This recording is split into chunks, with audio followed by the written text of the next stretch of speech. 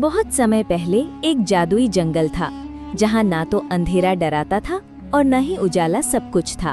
उस जंगल में रहती थी चंद्रवती, एक रहस्यमयी परियों की रानी। उसके काले पंख आसमान को छूते थे और उसकी आंखों में चांदनी की चमक थी, पर वो मुस्कुराती नहीं थी। लोग कहते थे वो अंधेरे से बनी है, पर सच्चाई कुछ और थी।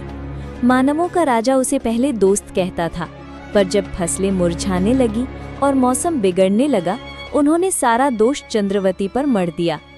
चंद्रवती अब हमारे राज्य के लिए खतरा है। इस बात ने चंद्रवती को तोड़ दिया। वो अपनी जादुई गुफा में बैठी एक टूटा हुआ हार थामे रोती रही।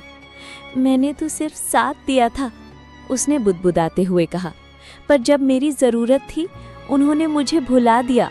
अब मैं किसी पर भरोसा नहीं कर सकती। आसमान पर अंधेरा छा गया, काली छायाएं उसकी गुफा से निकलने लगी। अगली शाम राजा अपनी सेना लेकर जंगल की ओर बढ़ा।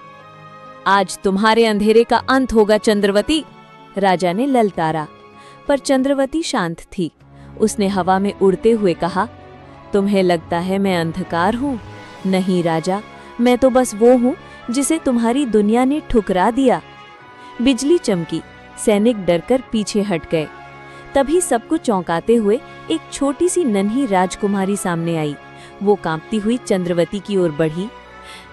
रानी चंद्रवती, क्या आप बुरी हैं? उसने मासूमियत से पूछा। उसकी नजर उस बच्ची की भोली आंखों में अटक गई। मैं बुरी नहीं थी।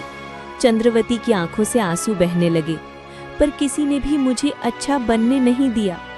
राजकुमारी ने मुस्कुराते हुए कहा, तो मैं दूंगी आपको एक और मौका अच्छा बनने का।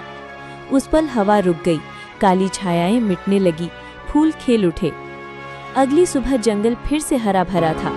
पक्षी चहचहा रहे थे, परियां नाच रही थीं। कभी कभी एक मासूम दिल सबसे बड़ा जादू कर सकता है, और जिस दिल में घाव थे वहां अब प्यार ने घर बना लिया। चंद्रवती अब फिर से रानी थी, इस बार रोशनी की भी।